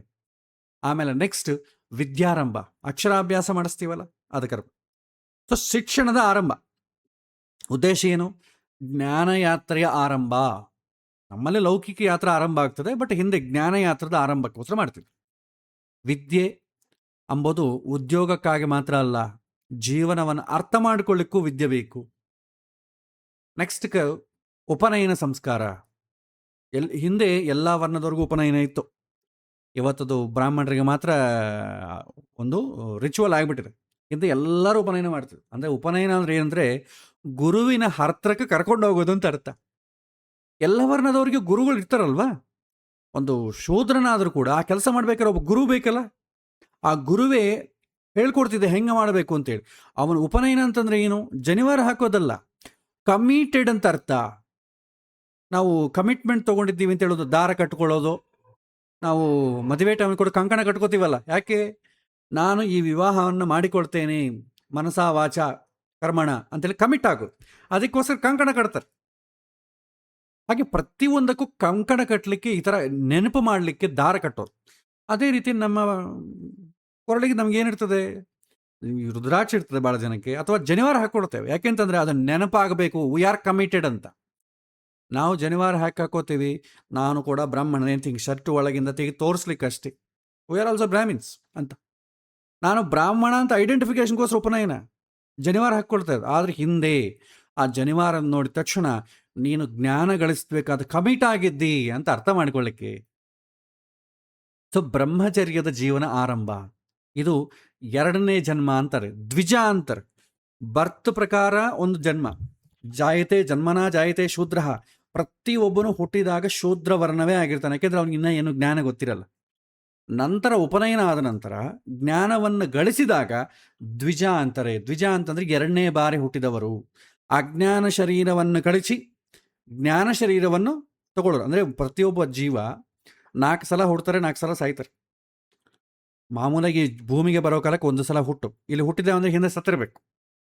ನೆಕ್ಸ್ಟ್ ಉಪನಯನ ಕಾಲದಲ್ಲಿ ಅಜ್ಞಾನ ಶರೀರ ಕಳ್ಚಿಕೊಂಡು ಜ್ಞಾನ ಶರೀರವನ್ನು ಪಡೆಯೋದು. ಗೃಹಸ್ಥ ಧರ್ಮಕ್ಕೆ ಹೋಗೋ ಕಾಲಕ್ಕೆ ಬ್ರಹ್ಮಚರ್ಯ ಶರೀರವನ್ನು ಕಳ್ಕೊಂಡು ಗೃಹಸ್ಥ ಶರೀರಕ್ಕೆ ಹೋಗೋದು. ಕೊನೆಯದಾಗಿ ಈ ಪ್ರಪಂಚವನ್ನು ಬಿಡೋದು ಒಂದು ಚರ್ಯ. ಸೊ ಹೀಗೆ ಅನೇಕ ಬಾರಿ ಹುಡ್ತೀವಿ, ಅನೇಕ ಸಾರಿ ಸಾಯ್ತೀವಿ. ಆದರೆ ಇಲ್ಲಿ ದ್ವಿಜ ಅಂದರೆ ಉಪನಯನ ಅಂತಂದರೆ ಅವರವರ ಗುರುಗಳ ಹತ್ರ ಕರ್ಕೊಂಡು ಹೋಗೋ ಕರ್ಮವನ್ನು ಉಪನಯನ ಅಂತಂತಾರೆ. ಆದರೆ ಇವತ್ತು ನಾವೇನು ಮಾಡ್ತೇವೆ? ಜನಿವಾರ ಹಾಕ್ಕೊಳ್ಳೋ ಒಂದು ರಿಚುವಲ್, ರೆಡ್ ರಿಚುವಲ್ ಅಂತಾರೆ ಭಾಳ ಜನ. ತುಂಬ ಸುಂದರವಾಗಿರ್ತದೆ ಹೆಸರುಗಳು. ಬಟ್ ಎಲ್ಲ ಮಂತ್ರಗಳು ಟ್ರೆಡಿಷ್ನಲ್ ಆಗಿ ಚೆನ್ನಾಗಿರುತ್ತೆ. ಮಂತ್ರ ಹತ್ರ ಗೊತ್ತಿಲ್ಲ, ಆದ ಕಾರಣ ಲೌಕಿಕ ಕರ್ಮವ ನಡೀತದೆ. ಆಮೇಲೆ ನೆಕ್ಸ್ಟ್ ಸಮಾವರ್ತನೆ ಅಂತೆ. ಗುರುಕುಲದಲ್ಲಿ ಅಥವಾ ಟೀಚರ್ ಹತ್ರ ಪೂರ್ತಿ ಶಿಕ್ಷಣ ಪೂರ್ಣಗೊಳಿಸಿ ಮತ್ತೆ ಸಮಾಜಕ್ಕೆ ಮರಳಿ ಬರ್ಬೋದು. ಜವಾಬ್ದಾರಿಯತನ ಜೀವನಕ್ಕೆ ಸಿದ್ಧತೆ ಆಗೋದು. ವಿದ್ಯಾರ್ಥಿಯಿಂದ ಗೃಹಸ್ಥವಾಗುವಂಥ ಸೇತುವೆ, ಇದನ್ನೇ ಸಮಾವರ್ತನೆ ಅಂತ. ಅವನು ಓದೆಲ್ಲ ಆಗಿದೆ, ಇನ್ನು ಮದುವೆ ಮಾಡ್ತಾರೆ ನೋಡಿ. ಅಂದರೆ ಇನ್ನು ಸಮಾಜದಲ್ಲಿ ಅವನಿಗೆ ಎಷ್ಟೋ ಡ್ಯೂಟೀಸ್ ಇದೆ, ಅವನಿನ್ನು ಅದು ಮಾಡಬೇಕು. ತಂದೆ ತಾಯಿಗಳು ಮಕ್ಕಳನ್ನು ಚೆನ್ನಾಗಿ ಓದಿಸ್ತಾರೆ. ಚೆನ್ನಾಗಿ ಓದಿ ಉದ್ಯೋಗ ಬಂತಪ್ಪ ಅಂದರೆ ಇನ್ನು ಅವನ ಕುಟುಂಬವನ್ನು ನೋಡ್ಕೊಳ್ತಾರಂತೆ, ಜವಾಬ್ದಾರಿ ಕೊಟ್ಟುಬಿಡ್ತಾರಲ್ಲ. ಅದೇ ರೀತಿ ಸಮಾಜಕ್ಕೆ ಕೂಡ ಒಂದು ಜೀವಕ್ಕೆ ಅದಕ್ಕೆ ಕಮಿಟ್ ಆಗಿರ್ತದೆ. ಕೆಲವಿನ ಕಾಂಟ್ರಿಬ್ಯೂಷನ್ ಸಮಾಜಕ್ಕೆ ಬೇಕಾಗ್ತದೆ. ಅದು ತಗೊಳ್ಳೋದಕ್ಕೆ ರೆಡಿಯಾಗಿದ್ದಾನೆ ಅಂತಂಬೋದಕ್ಕೆ ಸಮಾವರ್ತನೆ ಅಂತಾರೆ. ಇದು ಕೂಡ ಕೇವಲ ರಿಚುವಲ್ ಆಗಿ ಉಳ್ಕೊಂಡಿದೆ. ನೆಕ್ಸ್ಟ್ 13ನೇದು ವಿವಾಹ. ಇದೆಲ್ಲರಿಗೂ ಗೊತ್ತಿದೆ. ಇದು ಅರ್ಥ ಏನಂತಂದರೆ ವಿಶೇಷವಾದದ್ದನ್ನು ಹೊಂದುವುದನ್ನೇ ವಿವಾಹ ಅಂತೇವೆ. ವಿಶೇಷವಾದ ಹೊಣೆಗಾರಿಕೆಯನ್ನು ಹೊರೆಯುವುದು. ವಾಹ ಅಂದರೆ ಏನು? ವಹಿಸುವುದು. ವಾಹ ಅಂದರೆ ಹೊರೆಯೋದು. ಯಾವುದನ್ನು ಹೊರೆಯೋದು? ವಿಶೇಷವಾದದ್ದನ್ನು ಹೊರೆಯೋದು. ಆ ಶಬ್ದದ ಅರ್ಥದಲ್ಲೇ ಇದೆ ನಮಗೆ ಆ ವಿವಾಹ ಅಂದರೆ ಏನು ಅಂತ.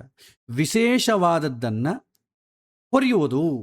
ವಾಹ ಅಂತಂದರೆ ಸಂಸ್ಕೃತದಲ್ಲಿ ನಿಮಗೆ ಹೊರೆಯೋದು ಅಂತ ಅರ್ಥ. ಅಂದರೆ ಗೃಹಸ್ಥ ಧರ್ಮಕ್ಕೆ ಪ್ರವೇಶ. ವಿವಾಹ ಅಂತಂಬೋದು ಸುಖಕ್ಕಾಗಿ ಮಾತ್ರವಲ್ಲ, ಧರ್ಮ, ಸಂತಾನ, ಯಜ್ಞ ಮತ್ತು ಸಮಾಜದ ಸೇವೆ ಇಷ್ಟು ಇರ್ತದೆ ಅದರ ಮೇಲೆ. ಧಾರ್ಮಿಕವಾದ ಜೀವನ ನಡೆಸಬೇಕು, ಸತ್ಸಂತಾನವನ್ನು ಪಡಿಬೇಕು. ಪ್ರತಿಯೊಂದು ಕಾರ್ಯ, ಯಜ್ಞ ಅಂತಂದರೆ ಹೋಮಕುಂಡದಲ್ಲಿ ಮುಂದೆ ಕೊಡ್ಕೋದಲ್ಲ, ಪ್ರತಿಯೊಂದು ಆ್ಯಕ್ಟಿವಿಟಿ ದೇವರಿಗೋಸ್ಕರ ಮಾಡ್ತಾ ಇದ್ದೀನಿ ಅಂತ ಯಜ್ಞ ಮಾಡಬೇಕು. ಮತ್ತು ಸಮಾಜ ಸೇವೆ, ಯಾಕಂದರೆ ನಾವು ಬೆಳೀತಾ ಇರೋದೇ ಸಮಾಜದ ಕಾಂಟ್ರಿಬ್ಯೂಷನಿಂದ ಅಲ್ಲ. ನಾವು ಊಟ ಮಾಡ್ತಾ ಇದ್ದೀವಿ ಅಂತಂದರೆ ಅಕ್ಕಿ ನಾವೇನು ಬೆಳೆಸ್ತಾ ಇಲ್ಲ, ಬೇಳೆ ನಾವೇನು ಬೆಳೆಸ್ತಾ ಇಲ್ಲ, ಎಣ್ಣೆ ನಾವು ತಯಾರು ಮಾಡ್ತಾ ಇಲ್ಲ. ಸಮಾಜದಲ್ಲಿ ಎಲ್ಲರೂ ಕಾಂಟ್ರಿಬ್ಯೂಷನ್ ಮಾಡಿದ್ದರಿಂದ ನಮ್ಮ ತಟ್ಟೆಯಲ್ಲಿ ಎಲ್ಲವೂ ಬರ್ತಾ ಇದೆ. ನಾವು ಒಬ್ಬರೇ ತಯಾರು ಮಾಡ್ಕೊಳ್ಳಿಕ್ಕೆ ಆಗಲ್ಲ. ಸಮಾಜದ ಋಣ ಇರ್ತದೆ. ಅಯ್ಯೋ ನಾನು ದುಡ್ಡು ಕೊಟ್ಟು ಕೊಂಡ್ಕೊಂಡು ನಿಂದ್ರಿ, ಅದು ಅನ್ಲಿಕ್ಕೆ ಬರಲ್ಲ. ದುಡ್ಡು ಕೊಟ್ಟರು ಕೂಡ ನಿಮಗೆ ಈ ಪದಾರ್ಥಗಳೆಲ್ಲ ಸಿಗಲ್ಲ. ನಿಮಗೆ ದುಡ್ಡು ಕೊಡ್ತೀನಿ ರೀ, ನೀವು ದುಡ್ಡನ್ನೇ ತಿನ್ನಿರಿ ಅಂತ ತಿನ್ನೋಕ್ಕಾಗತ್ತಾ? ಆಗಲ್ಲ. ಹಾಗಾಗಿ ಸಮಾಜದಲ್ಲಿ ಎಷ್ಟೋ ಜನ ಕಾಂಟ್ರಿಬ್ಯೂಷನ್ ನಾವು ಮಾಡಬೇಕಾಗ್ತದೆ. ಅದನ್ನು ಮಾಡಲಿಕ್ಕೆ ವಿವಾಹ ಅಂತೇವೆ. ಇವತ್ತು ವಿವಾಹ ಅಂದರೆ ಸುಖ ಪಡಲಿಕ್ಕೋಸ್ಕರ. ಸುಖ ಮಾತ್ರ ಬೇಕು, ದುಃಖ ಬೇಡವೇ ಬೇಡ. ದುಃಖ ಬಂತೋ ನಡಿ, ನೆಕ್ಸ್ಟ್ ಲಾಯರ್ ನೋಟಿಸ್ ಕಳಿಸು, ಲಾಯರ್ನ ಭೇಟಿಯಾಗು, ಇಷ್ಟೇ. ಸಮಾಜದ ಹೊಣೆಗಾರಿಕೆ ಬೇಡ. ಇದನ್ನು ವಿವಾಹ ಅನ್ನೋದಕ್ಕಿಂತಲೂ ಅವಿವಾಹ ಅಂತ ಹೇಳಬಹುದು ಬೆಸ್ಟು. ಅಂದರೆ ಏನು? ವಿಶೇಷವಾದದ್ದನ್ನು ಹೊಂದದೇ ಇರೋದು. ಮದುವೆ ಮಾಡ್ಕೊಳ್ತಾರೆ, ಮದುವೆ ಮಾಡಿಕೊಂಡು ಕೂಡ ಅವನು ಅವಿವಾಹಿತನಾಗೇ ಇರ್ತಾನೆ. ಯಾಕೆಂದರೆ ವಿಶೇಷವಾದದ್ದನ್ನು ಏನನ್ನೂ ಹೊಂದೋದಿಲ್ಲ. ಯಾಕೆಂದರೆ ಯಾವ ಜವಾಬ್ದಾರಿ ನನಗೆ ಬೇಡ. ಸುಖಕ್ಕೆ ಇರುವಂಥ ಜವಾಬ್ದಾರಿ ಮಾತ್ರ ನಾನು ತಗೊಳ್ಳಿಕ್ಕೆ ರೆಡಿ ಇದ್ದೇನೆ. ದುಃಖ ಬಂತೋ ನನಗೆ ಬೇಡ ಜವಾಬ್ದಾರಿ. ತಂದೆ ತಾಯಿಗಳು ಬೇಡ, ಅತ್ತಿ ಮಾವಗಳು ಬೇಡ, ಮಕ್ಕಳಾದ ಮೇಲೆ ಕೂಡ ನಮ್ಮ ಹತ್ರ ಬೇಡ. ಮಕ್ಕಳಿರಲಿ, ದೂರ ಇರಲಿ, ನಮ್ಮನ್ನು ಗಲಾಟೆ ಪಡಿಸೋದು ಬೇಡ. ಅದಕ್ಕೇನು ಮಾಡ್ತೇವೆ? ಯಾಕಪ್ಪ ಶಾಲೆಗೆ ರಜೆ ಕೊಡ್ತಾರೆ? ತಂದೆ ತಾಯಿ ಬಾಯಿ ಹೊಡ್ಕೋತಾರೆ. ಶಾಲೆ ಇದ್ರೇ ಚೆನ್ನಾಗಿರ್ತಿದ್ದು, ಈ ಕಾಟ ಇರ್ತಿದ್ದಿಲ್ಲ ಅಂತ ಹೊಡ್ಕೋತಾರೆ. ಜವಾಬ್ದಾರಿ ಬೇಡ. ಸೊ ಇದನ್ನು ಅವಿವಾಹ ಅಂತಲೇ ಕರೀತಾರೆ. ನಾನು ಏನೋ ವಿಶೇಷವಾದದ್ದನ್ನು ಹೊಂದುತ್ತಾ ಇಲ್ಲ, ಆದರೆ ಮದುವೆ ಮಾತ್ರ ಆಗ್ತಾ ಇದೆ ಅಷ್ಟೇ. ಇರಲಿ, ಇದ್ರ ಗಲಾಟೆ ಮತ್ತೆ ನೋಡೋಣ. ನೆಕ್ಸ್ಟ್, ಪಂಚಮಹಾಯಜ್ಞಗಳು ಅಂತೇವೆ. ಇದು ಗೃಹಸ್ಥ ಮದುವೆ ಆದಾಗಿಂದ ಮಾಡುವಂಥ ಕೆಲಸ. ಬ್ರಹ್ಮಯಜ್ಞ ಅಂತೇವೆ. ಬ್ರಹ್ಮಯಜ್ಞ ಅಂತಂದರೆ ಜ್ಞಾನಕ್ಕೆ ಕೃತಜ್ಞತೆ. ಸೊ ನಾನು ದಿನಾಗೂ ಜ್ಞಾನ ಗಳಿಸಬೇಕು, ಯಾವುದೋ ಒಂದು ಗೊತ್ತಿಲ್ಲದನ್ನು ತಿಳ್ಕೊಳ್ಬೇಕು. ಅಷ್ಟಾಗಲಿ ವೇದ ಪಾರಾಯಣ ಮಾಡೋದು ಅಂತ ಅಂದ್ಕೋಬೇಡಿ. ವೇದ ಪಾರಾಯಣ ಮಾಡಿದ್ರು ಕೂಡ ಟೇಪ್ ರೆಕಾರ್ಡ್ ಇದ್ದಾಗ ಮಂತ್ರಗಳನ್ನು ಉಗುಳ್ತಾ ಇದ್ರೆ ಏನು ಪ್ರಯೋಜನ ಇಲ್ಲ. ಹೊಸ ವಿಷಯ ತಿಳ್ಕೊಳ್ಬೇಕು. ಹಿಂದಿನ ಅವರು ಶಾಂತಿ ಯಾಕಿದ್ರು, ನಾವು ಯಾಕಿಲ್ಲ? ಅವರು ಶಾಂತಿಯಾಗಿರೋದಕ್ಕೆ ಏನು ಸೂತ್ರ ತಿಳ್ಕೊಳ್ಳಿ. ಇದನ್ನೇ ಬ್ರಹ್ಮಯಜ್ಞ ಅಂತೆ. ಆಮೇಲೆ ದೇವಯಜ್ಞ ಅಂತೇವೆ. ದೇವತೆಗಳಿಗೆ ಕೃತಜ್ಞತೆ. ಯಾಕೆಂದರೆ ನಮ್ಮ ಶರೀರದಲ್ಲಿ ಕೈ, ಕಾಲು, ಕಣ್ಣು, ಮೂಗು ಎಲ್ಲ ಕೆಲಸ ಮಾಡ್ತಾ ಇದೆ ಅಂತಂದರೆ ಅದರ ಹಿಂದೆ ನಡೆಸ್ತಾ ಇದ್ವಂಥ ದೇವತೆ. ಆ ತತ್ವಾಭಿಮಾನ ದೇವತೆಗಳ ನಮ್ಮಿಂದ ನಡೆಸೋದ್ರಿಂದನೇ ನಾವು ಹೊರಗಿನ ಪ್ರಪಂಚದ ಜೊತೆ ಇಂಟ್ರಾಕ್ಟ್ ಆಗಿದ್ದೇವೆ. ಸೂರ್ಯ ಬೆಳಕು ಕೊಡದೇ ಇದ್ದಿದ್ರೆ ನಮಗೆ ಕಣ್ಣು ಕಾಣಿಸಲ್ಲ. ಚಂದ್ರ ಇಲ್ಲದೇ ಇದ್ದರೆ ನಮಗೆ ಕಿವಿಗೆ ಅನಿಸಲ್ಲ. ವರುಣ ಇಲ್ಲದೇ ಇದ್ದರೆ ನಮಗೆ ನಾಲಿಗೆ ರುಚಿ ಬರಲ್ಲ. ಹಾಗಾಗಿ ಆ ದೇವತೆಗಳ ಕೃತಜ್ಞತರಾಗಿರಬೇಕು. ಆಮೇಲೆ ಪಿತೃಯಜ್ಞ, ಪೂರ್ವಜರಿಗೆ ಕೃತಜ್ಞತೆ. ಇವತ್ತು ನಾವು ಹುಟ್ಟಿದ್ದೀವಿ ಅಂದರೆ ಹಿಂದಿನವರ ಒಂದು ಶ್ರಮ ಫಲಿತವೇ ಅಲ್ವಾ?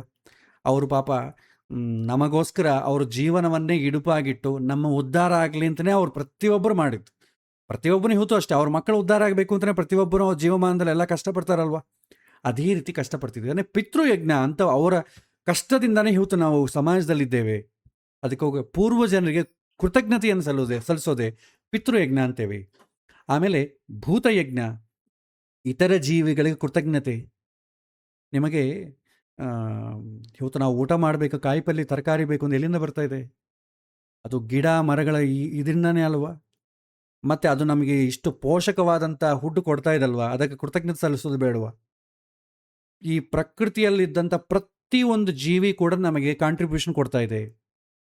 ಒಂದು ಸಣ್ಣ ಒಂದು ಹುಳನೋ ಅಥವಾ ಏನೋ ಇನ್ಸೆಕ್ಟೋ ಫ್ಲೈಯೋ ಅನ್ನಿ, ಅದು ಒಂದು ಮರದಿಂದ ಹೋಗಿ ಇನ್ನೊಂದು ಮರದ ಮೇಲೆ ಕೂತು ಅದನ್ನು ಕಾಲಿಗೆ ಹತ್ತಿಕೊಂಡಂಥದ್ದು ಇನ್ನೊಂದು ಮರ ಮೇಲೆ ಕೂತ್ರೆ ಅಲ್ಲಿ ಹಣ್ಣಾಗ್ತದೆ. ಅದು ಇದು ನಮಗೆ ವೃಕ್ಷಶಾಸ್ತ್ರ ನೋಡಿದವ್ರಿಗೆ ಗೊತ್ತಾಗ್ತದೆ. ಹಾಗಾಗಿ ಪ್ರತಿಯೊಂದು ನಮಗೆ ಸಹಕಾರ ಮಾಡುತ್ತೆ. ಆದ ಕಾರಣ ಭೂತಯಜ್ಞ ಅದಕ್ಕೆ ನಾವೇನು ಮಾಡ್ತೇವೆ, ಊಟ ಮಾಡೋ ಕಾಲಕ್ಕೆ ಒಂದು ತುತ್ತು ಅನ್ನವನ್ನು ಹೊರಗಡೆ ಇಡ್ತೇವೆ, ತಿನ್ನಲಿ ಭೂತಗಳು ತಿನ್ನಲಿ ಅಂತ. ಇವತ್ತು ಹೊರಗಡೆ ಇಡ್ಲಿಕ್ಕೂ ಇಲ್ಲ. ಒಂದು ವೇಳೆ ಹೊರಗಡೆ ಹಾಕಿದ್ರೆ ಕೂಡ ಮುನ್ಸಿಪಾಲ್ಟಿಯವರು ಬರ್ತಾರೆ, ಯಾಕೆ ಹಾಕಿದ್ರೆ ಹೊರಗಡೆ, ನಾವು ಬಂದಾಗೆ ನಮ್ಮ ಕೈ ಕೊಡಬೇಕು, ಅವ್ರು ಏನು ಮಾಡ್ತಾರೋ ಗೊತ್ತಿಲ್ಲ, ಹೀಗಾಗ್ತದೆ. ಆಮೇಲೆ ಮನುಷ್ಯ ಯಜ್ಞ, ಸಮಾಜಕ್ಕೆ ಸೇವೆ ಮಾಡಬೇಕು. ಸಮಾಜದ ಒಂದು ಕಾಂಟ್ರಿಬ್ಯೂಷನ್ದಾನೇ ನಾವು ಉದ್ಧಾರ ಆಗಿ ಓದಿಕೊಂಡು ಉದ್ಯೋಗ ಮಾಡಿ ಸಂಸಾರ ನಡೆಸ್ತಾ ಇದ್ದೇವೆ. ಒಬ್ಬ ಟೀಚರು ಸರಿಯಾಗಿ ಉದ್ಯೋಗ ಮಾಡಿಲ್ಲ ಅಂತ ಅಂದ್ಕೊಳ್ಳಿ, ಟೀಚರ್ ಯಾಕಾಗಬೇಕು, ನಾನು ಬೇರೆ ಕೆಲಸ ಮಾಡ್ಕೊತೀನಿ ಅಂತ ಹೋದರೆ ನಮಗೆ ಪಾಠ ಹೊತ್ತಿ ಹೇಳ್ಕೊಡೋರು ಯಾರಿಲ್ಲ. ಸಮಾಜದಲ್ಲಿ ಒಬ್ಬ ಚಪ್ಪಲಿ ಹೊಲಿಯೋನಿರ್ಬೋದು, ಒಬ್ಬನು ಮುನ್ಸಿಪಾಲ್ಟಿ ಕೆಲಸ ಮಾಡೋನಿರ್ಬೋದು, ಪ್ರತಿಯೊಬ್ಬರ ಕಾಂಟ್ರಿಬ್ಯೂಷನ್ದಾನೇ ನಾವು ದಿನನಿತ್ಯ ಮುಂದೆ ಉರ್ಲಕ್ಕಾಗ್ತಿದ್ದೀವಿ. ಹಾಗಾಗಿ ಮನುಷ್ಯ ಯಜ್ಞ, ಸಮಾಜದ ಹಿತಕ್ಕಾಗಿ ಸೇವೆ ಮಾಡಬೇಕು. ಈ 5 ಮಾಡೋನು ಯಾರು ಅಂದರೆ ಗೃಹಸ್ಥ. ಇದೆಲ್ಲ ಮಾಡಬೇಕು ಅಂತ ಹೇಳಿ ನಿಮಗೆ ಅವನಿಗೆ ಉಪನಯನ ಕಾಲದಲ್ಲಿ ಎಲ್ಲ ಅವರಿಗೆ ಟ್ರೈನಿಂಗ್ ಕೊಡ್ತಾರೆ, ನೀ ಇಷ್ಟೆಲ್ಲ ಋಣ ಇದಪ್ಪ ನನಗೆ ಅಂತೇಳಿ. ಬ್ರಹ್ಮಯಜ್ಞ, ಅದಕ್ಕೆ ಋಣಗಳು ಅಂತ ಕರಿತೇವೆ ಇದನ್ನು. ಬ್ರಹ್ಮಯಜ್ಞ, ದೇವಯಜ್ಞ, ಪಿತೃಯಜ್ಞ, ಭೂತಯಜ್ಞ, ಮನುಷ್ಯಯಜ್ಞ. ಭಾಳ ಜನ ಇದನ್ನು ರಿಚುವಲ್ಸ್ಗೆ ಹೇಳ್ಬಿಟ್ಟು, ಇದು ರಿಚುವಲ್ ಮಾಡಬೇಕಷ್ಟೇ ಇದನ್ನ ಅಂತಂತಾರೆ. ಇದು ರಿಚುವಲ್ ಅಲ್ಲ. ಬ್ರಹ್ಮಯಜ್ಞ ಅಂದರೆ ದಿನಾಗೂ ಸ್ವಲ್ಪ ಹೊತ್ತು ಓದಲೇಬೇಕು, ಜ್ಞಾನ ತಿಳ್ಕೊಳ್ಳೇಬೇಕು. ಯಾಕಂದರೆ ಮುಂದಿನ ಪೀಳಿಗೆ ಕಳಿಸ್ಬೇಕು. ಹಿಂದಿನವರು ಪ್ರಿಸರ್ವ್ ಮಾಡಿದ್ರಿಂದನೇ ಇವತ್ತು ನಾವು ಜ್ಞಾನವನ್ನು ಗಳಿಸ್ತಾ ಇದ್ದೇವೆ. ಮುಂದಿನವರೆಗೂ ನಾವು ಫಾರ್ವರ್ಡ್ ಮಾಡಬೇಕಲ್ಲ, ಆ ಋಣ ನಮ್ಮ ಮೇಲಿದೆ. ದೇವಯಜ್ಞ, ನಮ್ಮ ದೇವತೆಗಳಿಗೆ ಈ ಸೂರ್ಯ, ಮಳೆ, ಪ್ರಕೃತಿ, ಗಾಳಿ ಎಲ್ಲರಿಗೂ ನಮಸ್ಕಾರ, ಕೃತಜ್ಞತೆ ಸಲ್ಲಿಸಬೇಕು. ಪಿತೃಯಜ್ಞ, ನಮ್ಮ ಪೂರ್ವಜರಿಗೆ ಅಥವಾ ಪಿತೃ ಡಿಪಾರ್ಟ್ಮೆಂಟ್ ಇದೆ, ವಸು, ರುದ್ರ, ಆದಿತ್ಯ ಅಂತ, ಆ ಡಿಪಾರ್ಟ್ಮೆಂಟಿಗೆ ನೆನೆಸಬೇಕು, ಅವರ ಕೃತಜ್ಞತೆ ಇರಬೇಕು. ಭೂತಯಜ್ಞ, ಸೃಷ್ಟಿಯಲ್ಲಿರುವಂಥ ಪ್ರತಿಯೊಂದು ಪ್ರಾಣಿಗೆ ಮೇಲೆ ಕೂಡ ಅನುಕಂಪನೆ ಇರಬೇಕು. ಮನುಷ್ಯ ಯಜ್ಞ, ಸಮಾಜ ಹಿತಕ್ಕಾಗಿ ಸೇವೆ ಮಾಡಬೇಕು. ಇದು ನೆಕ್ಸ್ಟ್ 15ನೇದು ವಾನಪ್ರಸ್ಥ. ಇದರ ಅರ್ಥ ಏನಂತಂದರೆ ನಿವೃತ್ತಿಯ ಜೀವನ, ರಿಟೈರ್ಮೆಂಟ್ ಅಂತೀವಲ್ಲ, ಅದನ್ನು ವಾನಪ್ರಸ್ಥ ಅಂತೇವೆ. ಆಸಕ್ತಿಗಳನ್ನು ಕಡಿಮೆ ಮಾಡಬಹುದು. ಇದನ್ನು ಪ್ರತಿಯೊಬ್ಬರು ವಾನಪ್ರಸ್ಥ ಬರುತ್ತೆ 60 ವರ್ಷ ಆದಮೇಲೆ, ಅಥವಾ ಅದಕ್ಕೆ ಇಲ್ಲ ರಿಟೈರ್ಮೆಂಟ್ ಅಂತೀವಿ ಅದನ್ನು. ನಾ ಇನ್ನು ಆಶೆಗಳನ್ನು ಕಡಿಮೆ ಮಾಡಿಕೊಳ್ಬೇಕು, ನನ್ನದು ಎಂಬುವಂಥ ಭಾವವನ್ನು ನಿಧಾನವಾಗಿ ಬಿಡೋದನ್ನೇ ವಾನಪ್ರಸ್ಥ ಅಂತೇವೆ. ಮಕ್ಕಳು ಯಾವಾಗ ಸೆಲ್ಫ್ ಸಫಿಷಿಯೆಂಟ್ ಆಗ್ತಾರೋ, ಅವ್ರ ಕಾಲ ಮೇಲೆ ಅವ್ರು ನಿಂತುಕೊಳ್ತಾರೋ, ಅಥವಾ ನಮ್ಮ ಮಾತು ಯಾವತ್ತಿಂದ ಮಕ್ಕಳು ಕೇಳೋದು ಬಿಡ್ತಾರೋ ಅವತ್ತಿಂದ ರಿಟೈರ್ಮೆಂಟ್. ಯಾಕಂದರೆ ಅವ್ರಿಗೋಸ್ಕರ ಹೋರಾಡ್ತಾ ಇದ್ವಿ, ಅವ್ರು ನಮ್ಮ ಮಾತು ಕೇಳೋದಿಲ್ಲ, ಇನ್ಯಾರಿಗೋಸ್ಕರ ಮಾಡಬೇಕು, ರಿಟೈರ್ ಆಗಬೇಕು ಅವತ್ತಿಂದ, ಬೈ ಫೋರ್ಸ್ ಆಗಿ. ಅಷ್ಟೇ ಆಗಲಿ, ರಿಟೈರ್ಮೆಂಟ್ ಅಂದರೆ ಉದ್ಯೋಗದಿಂದ ಹೊರಗೆ ಬಂದು ಮತ್ತೆ ಬೇರೆ ಹುಡುಕೊಳ್ಳೋದು ಅಥವಾ ಟೈಮ್ ಪಾಸ್ ಮಾಡಲಿಕ್ಕೆ ಮಾಡುವಂಥದ್ದಲ್ಲ. ಸ್ವಲ್ಪ ಸ್ವಲ್ಪ ಆಶೆಗಳನ್ನ ಕಡಿಮೆ ಮಾಡಿಕೊಂಡು ಜ್ಞಾನವನ್ನು ಗಳಿಸಬೇಕು. ಕೊನೆಯದಾಗಿ ಅಂತ್ಯೇಷ್ಟಿ, ಇದು ನಮ್ಮ ಕೈಯಲ್ಲಿ ಇರಲ್ಲ, ಕೊನೆಯ ಸಂಸ್ಕಾರ, ದೇಹವನ್ನು ಪಂಚಭೂತಗಳಿಗೆ ಸಮರ್ಪಿಸುವುದು. ಹುಟ್ಟಿದವನು ದೇಹವನ್ನು ಬಿಟ್ಟು ಹೋಗಲೇಬೇಕು, ಆದರೆ ಆತ್ಮ ಮುಂದುವರಿತಾ ಇರುತ್ತೆ ಪ್ರಯಾಣ. ಈ ಶರೀರ ಅಂತಂಬುದೊಂದು ಗಾಡಿ ಇದ್ದಂಗೆ, ಬಸ್ ಇದ್ದಂಗೆ, ಅದರ ಹತ್ತಿದ್ವಿ ಮತ್ತೆ ಇಳಲೇಬೇಕು. ಪತನಾಂತಹ ಸಮುಶ್ರಯಾಹ, ಮೇಲೆ ಹತ್ತಿದವನು ಕೆಳಗೆ ಇಳಲೇಬೇಕು. ಹಾಗಾಗಿ ಈ ಶರೀರ ಅಂತಂಬ ಬಸ್ ಹತ್ತಿದ್ವಿ, ಗಾಡಿ, ಮತ್ತೆ ಎಲ್ಲ ಒಂದು ಕಡೆ ಇಳಿಲೇಬೇಕು. ಅದನ್ನೇ ಅಂತ್ಯೇಷ್ಟಿ ಸಂಸ್ಕಾರ ಅಂತೇವೆ. ಹಿಂದಿನವ್ರು ಏನು ಮಾಡ್ತಿದ್ರು, ಅವರಿಗೆ ಮಕ್ಕಳಿಗಿಕ್ಕಳು ಅವ್ರು ಮಾಡ್ತಾರೆ ಅಂತ ಯಾರು ನಿರೀಕ್ಷಣೆ ಮಾಡ್ತಿಲ್ಲ. ಅಂತ್ಯಕಾಲ ಸಂಭವಿಸುತ್ತೆ ಅಂತ ಅವ್ರಿಗೆ ಗೊತ್ತಾಗ್ಬಿಡ್ತದೆ. ನಿಜವಾಗಿ ಹೇಳಬೇಕಾದ್ರೆ ನಾವು ಈ ಲೋಕದಿಂದ ಹೊರಗೆ ಹೋಗೋದು 6 ತಿಂಗಳ ಮುಂಚೆ ಗೊತ್ತಾಗ್ತದೆ. ನೀವು 2 ಬೆರಳುಗಳನ್ನು ಕಿವಿಗೆ ಗಟ್ಟಿಯಾಗಿ ಪ್ರೆಸ್ ಮಾಡ್ಕೊಂಡು ಇಟ್ಕೊಳ್ಳಿ, ಗಾಳಿ ಕೂಡ ಹೊರಗೆ ಹೋಗೋದಂತಲೇ ಇಟ್ಕೊಳ್ಳಿ. ಒಳಗೆ ಒಂದು ರೀತಿಯಾದಂಥ ಶಬ್ದ ಬರುತ್ತೆ ನಿಮಗೆ, ಗಾಳಿಯ ಶಬ್ದನೋ ಏನೋ ಬರ್ತದೆ. ಆ ಶಬ್ದ ಬರ್ತಾ ಇದೆ ಅಂತಂದರೆ ನಿಮ್ಮ ಪ್ರಾಣಕ್ಕೆ ಏನು ಅಪಾಯ ಇಲ್ಲ ಅಂತ ಅರ್ಥ. ಯಾವತ್ತು ಆ ಶಬ್ದ ನಿಂತು ಹೋಗ್ತದೋ ಇನ್ನು 6 ತಿಂಗಳಲ್ಲಿ ನಮ್ಮ ಪ್ರಯಾಣ ರೆಡಿ ಆಗುತ್ತೆ ಅಂತ ಅರ್ಥ. ಭಗವಂತ ಈ ಫೆಸಿಲಿಟಿಯನ್ನು ಕೊಟ್ಟಿದ್ದಾನೆ. ಹಿಂದಿನವರು ಸಂಧ್ಯಾವನ ಮಾಡೋ ಕಾಲಕ್ಕೆ ಚತುಶ್ರಾಗರ ಪರ್ಯಂತಂಗೋ ಬ್ರಾಹ್ಮಣೆ ವಿವಾಹ ಶುಭಂಭವತ್ತು ಅಂತ ಹೇಳ್ತಾರಲ್ಲ, ಕಿವಿಯನ್ನು ಹಿಂಗೆ ಹಿಡ್ಕೋತಾರಲ್ಲ. ಯಾಕೆ ಹಿಡ್ಕೊಳ್ತಾರೆ? ಹಿಂದೆ ಬೆಟ್ಟನ ಹಿಡ್ಕೊಳ್ತಿದ್ರು. ಒಂಥರ ಪ್ರತಿನಿತ್ಯ ಸಂಧ್ಯಾವನ ಮಾಡೋ ಕಾಲಕ್ಕೆ ಚೆಕ್ ಮಾಡ್ಕೊತಾ ಇದ್ರೆ ಅವನಿಗೆ ಎಷ್ಟು ದಿನ ಹೋಗ್ತಾನೆ ಗೊತ್ತಾಗ್ತದೆ. ದಿನಾಗೂ ಚೆಕ್ ಮಾಡ್ಕೋಬೇಕು. ಇವತ್ತಿಲ್ಲ, ಸುಮ್ಮನೆ ಕೈ ಹಿಂಗೆ ಅಡ್ಡಿಟ್ಕೊಡ್ತೇವೆ. ಅದು ಯಾಕೆ ಇಟ್ಕೊಡ್ತೇವೋ ನಮಗೂ ಗೊತ್ತಿಲ್ಲ. ಹಿಂದೆ ದಿನಾಗೂ ಚೆಕ್ ಮಾಡಿಕೊಂಡು ಓಕೆ, ಇನ್ನು ಹಂಗೇನು ತೊಂದರೆ ಇಲ್ಲ. ಯಾವತ್ತು ಆ ಶಬ್ದ ನಿಂತು ಹೋಗ್ತದೋ ಅವತ್ತಿಂದ ಆತುರ ದಾನಗಳು ಮಾಡ್ಕೊಳ್ತಾರೆ. ಅವರಿದ್ದಂಥ ಗಳಿಸಿದನ್ನೆಲ್ಲ ಮಕ್ಕಳಿಗೆ, ಹೆಂಡತಿಗೆ ಕೊಟ್ಟು ಜೋಪಾನ ಮಾಡಿ ಉಳಿದದ್ದನ್ನು ಸಮಾಜಕ್ಕೆ ದಾನ ಮಾಡಿಬಿಡ್ತಾನೆ. ಸಮಾಜಕ್ಕೆ ದಾನ ಮಾಡೋದಂದ್ರೆ ಏನು? ಹಣವನ್ನು ಪುಣ್ಯವಾಗಿ ಕನ್ವರ್ಟ್ ಮಾಡಿಕೊಂಡು ಬರೋ ಜನ್ಮಕ್ಕೆ ತೊಗೊಂಡೋಗ್ಬೇಕಲ್ಲ. ಈ ಜನ್ಮದಲ್ಲಿ ದುಡ್ಡಿದೆ, ಬರೋ ಜನ್ಮದಲ್ಲಿ ದುಡ್ಡು ಬೇಕಲ್ಲ. ಅದಕ್ಕೆ ಏನು ಮಾಡ್ತಾನೆ, ಎಲ್ಲವನ್ನು ಪಾಲು ಮಾಡಿ ಮಕ್ಕಳಿಗೆ ಸ್ವಲ್ಪ ಕೊಟ್ಟು, ಹೆಂಡತಿ ಮಕ್ಕಳಿಗೆ ಸ್ವಲ್ಪ ಕೊಟ್ಟು, ಸ್ವಲ್ಪ ಎಲ್ಲ ಉಳಿದದ್ದನ್ನು ತಾನು ಯಾವುದು ತಗೊಂಡು ಹೋಗಬೇಕು ಅಂತ ಅಂದ್ಕೊಳ್ತಾನೋ ಅದನ್ನು ಸಾತ್ವಿಕ ದಾನ ಮಾಡಿಬಿಟ್ಟ ಅಂತಂದ್ರೆ ಅದು ಪುಣ್ಯವಾಗಿ ಕನ್ವರ್ಟ್ ಆಗ್ತದೆ, ನಿಮಗೆ ಬರೋ ಜನ್ಮದಲ್ಲಿ ಅದು ಮತ್ತೆ ಹಣವಾಗಿ ಕನ್ವರ್ಟ್ ಆಗ್ತದೆ. ಕನ್ವರ್ಷನ್ ಸಿಸ್ಟಮ್ ಇದು. ಅದಕ್ಕೆ ಆತುರ ದಾನಗಳನ್ನ ಮಾಡ್ಕೊಡ್ತಾ ಇದ್ರು. ಮಗ ಮಾಡ್ತಾನೆ ಇಲ್ಲ ಗೊತ್ತಿಲ್ಲ, ಅವರೇ ಮಾಡ್ಕೊಂಡ್ಬಿಡ್ತಿದ್ರು. ಮಗ ಮಾಡಲಿಲ್ಲ ಅಂತಂದ್ರೆ ಪುಣ್ಯ ಕನ್ವರ್ಟ್ ಆಗಲ್ಲ. ಆ ಥರ ಆತುರ ದಾನಗಳನ್ನ ಮಾಡಿಕೊಳ್ಳೋದು. ಆಮೇಲೆ ಹೇಗೆ ಪ್ರಿಪೇರ್ ಆಗಬೇಕು, ಸಾಯೋದಕ್ಕೆ ಸಿದ್ಧತೆ ಹೇಗಾಗಬೇಕು, ಮೆಂಟಲಿ ಹೇಗೆ ಪ್ರಿಪೇರ್ ಆಗಬೇಕು, ಫಿಸಿಕಲಿ ಹೇಗಿರಬೇಕು, ಇದೆಲ್ಲ ತಿಳ್ಕೊಳ್ತಿದ್ರು. ಅದನ್ನೇ ಅಂತ್ಯೇಷ್ಟಿ ಸಂಸ್ಕಾರದಲ್ಲಿ ಬರ್ತದೆ. ಸೊ ಇದು ನಿಮಗೆ ಷೋಡಶ ಸಂಸ್ಕಾರಗಳು. ಇದರಲ್ಲಿ ನಾವು ವಿವಾಹ ಮುಹೂರ್ತ ಹಿಡಿದು ಉಪನಯನಕ್ಕೂ ಆಮೇಲೆ ವಿವಾಹಕ್ಕೆ ಎರಡೇ. ಆದರೆ ಈ ಪ್ರತಿಯೊಂದರಲ್ಲೂ ಇಷ್ಟು ಉದ್ದೇಶ ಇದೆ. ಇದನ್ನು ಕ್ಯಾಟಗರೈಸ್ ಮಾಡಿದರೆ ಗರ್ಭಕ್ಕೆ ಮೊದಲು ಮಾಡೋದು ಗರ್ಭಾಧಾನ, ಗರ್ಭದಲ್ಲಿದ್ದಾಗ ಗರ್ಭಾವಸ್ಥೆಯಲ್ಲಿ ಮಾಡೋದು ಪುಂಸವನ ಸೀಮಂತ, ಜನನ ಕಾಲ ಮಾಡೋದು ಜಾತಕ ಕರ್ಮ, ಆಮೇಲೆ ಬಾಲ್ಯದಲ್ಲಿದ್ದಾಗ ನಾಮಕರಣ, ನಿಷ್ಕ್ರಮಣ, ಅನ್ನಪ್ರಾಶನ, ಕರ್ಣವೇದ, ಚೂಡಾಕರಣ.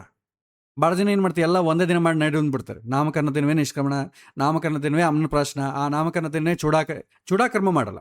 ಕೂದಲು ಮಾತ್ರ ಸಪ್ರೇಟ ಮಾಡಬೇಕು. ಕರ್ಣವೇದ ಎಲ್ಲ ಸೇರಿ ಮಾಡಿಬಿಡ್ತಾರೆ. ಆಮೇಲೆ ನೆಕ್ಸ್ಟ್ ಶಿಕ್ಷಣೆ, ಓದಿಕೊಳ್ಳೋ ಸಮಯದಲ್ಲಿ ವಿದ್ಯಾರಂಭ, ಉಪನಯನ, ಸಮಾವರ್ತನ ಮಾಡ್ತಾರೆ. ಗೃಹಸ್ಥ ಜೀವನಕ್ಕಿಳಿದ ಮೇಲೆ ವಿವಾಹ, ಪಂಚಮಹಾಯಜ್ಞಗಳು ಮಾಡ್ತಾರೆ. ನಿವೃತ್ತಿ ಜೀವನ, ವಾನಪ್ರಸ್ಥ, ರಿಟೈರ್ಮೆಂಟ್. ಇನ್ನು ಜೀವನ ಕಂಪ್ಲೀಟ್ ಆಯಿತು, ಸಮಾಪ್ತಿ ಅಂದರೆ ಅಂತ್ಯೇಷ್ಟಿ ಸಂಸ್ಕಾರ ಮಾಡ್ತಾರೆ. ಸೊ ಈ ರೀತಿ ಷೋಡಶ ಸಂಸ್ಕಾರಗಳಿದೆ. ಇದರ ಅರ್ಥವೂ ತಿಳ್ಕೊಳ್ಬೇಕು. ಅರ್ಥ ತಿಳ್ಕೊಂಡ್ರೇ ಮುಹೂರ್ತ ಹೇಗಿಡಬೇಕು ಗೊತ್ತಾಗ್ತದೆ. ಅರ್ಥ ತಿಳ್ಕೊಳ್ಳೋದ್ರೆ ಮುಹೂರ್ತ ಯಾಕೆ ಇಡ್ತಾ ಇದ್ದೀವಿ ಅಂತ ಗೊತ್ತಾಗೋದೇ ಇಲ್ಲ. ನಮ್ಮ ಸಬ್ಜೆಕ್ಟ್ ಪ್ರಾರಂಭದೇ ಕನ್ಯಾದಾನ ಎಂಬ ಕಾನ್ಸೆಪ್ಟ್ ಗೊತ್ತಿದ್ರೆ ಯಾಕೆ ಮಾಡ್ತಾ ಇದ್ದೀವಿ ಗೊತ್ತಾಗ್ತದೆ. ಇಲ್ಲದ್ರೆ ಏನಾಗುತ್ತೆ, ಸುಮ್ಮನೆ ಮಾಡ್ತಾ ಇರ್ತೀವಿ, ಯಾವುದಕ್ಕೆ ಮಾಡ್ತಾ ಇದ್ದೀವಿ ನಮಗೂ ಗೊತ್ತಿರಲ್ಲ, ಉಪಯೋಗ ಇಲ್ಲ ಅದರಿಂದ. ಹಿಂದಿನವರು ಈ ಕಾನ್ಸೆಪ್ಟ್ಸನ್ನು ನಮಗೆ ಎಕ್ಸ್ಪ್ಲೈನ್ ಮಾಡದೆ ನಮ್ಮನ್ನು ತಳ್ಳಿದ್ರೆ ಕೆಳಗೆ, ನಾವು ಅದೇ ಕೆಲಸ ನೆಕ್ಸ್ಟ್ ಜನ್ರೇಷನ್ಗೆ ಮಾಡಬಾರ್ದು. ಸೊ ಈ ಇನ್ಫಾರ್ಮೇಷನನ್ನು ನಾವು ಮುಂದಿನ ಜನ್ರೇಷನ್ಗೆ ತೊಗೊಂಡೇ ಕೊಡಬೇಕು. ಅದು ಅವಾಗೇನಾಗುತ್ತೆ, ನಮ್ಮ ಕರ್ತವ್ಯ ಸಮಾಪ್ತ ಆಗ್ತದೆ. ಇದು ಗೃಹ ಸಮಾಜ ಧರ್ಮ ಅಂತ ವಿವಾಹದಲ್ಲಿ ಇದೆ ಈ ಟಾಪಿಕ್, ಅದಕ್ಕೋಸ್ಕರ ಮಾಡಲೇಬೇಕಾಗ್ತದೆ. ಸೊ ಇದು ಇವತ್ತಿನ ಟಾಪಿಕ್. ನೆಕ್ಸ್ಟ್ ಮುಂದೆ ನಾವೇನು ಮಾಡೋಣ, ನೆಕ್ಸ್ಟ್ ಪಾಠಕ್ಕೆ ಮುಹೂರ್ತಕ್ಕೆ ಸಂಬಂಧಪಟ್ಟ ಬೇಸಿಕ್ಸ್ ಏನೇನಿದೆ ಆ ಬೇಸಿಕ್ಸನ್ನೆಲ್ಲ ಕೂಡ ಒಂದೊಂದಾಗಿ ನೋಡೋಣ. ಮುಹೂರ್ತ ಹೇಗಿಡಬೇಕು ತಿಳ್ಕೊಳ್ಳೋಣ ಮೊದಲು, ಆಮೇಲೆ ಹೇಗಿಡೋಣ ಅಂತ ನೋಡೋಣ. ಸೊ ಇದು ಇವತ್ತಿನ ಪಾಠ. ಮತ್ತೆ ಮುಂದಿನ ವಾರ ಮತ್ತಷ್ಟು ವಿಚಾರವನ್ನು ತಿಳ್ಕೊಳ್ಳೋಣ. ಶ್ರೀಕೃಷ್ಣ ಅರ್ಪಣಮಸ್ತು. ನಮೋ ನಮಃ.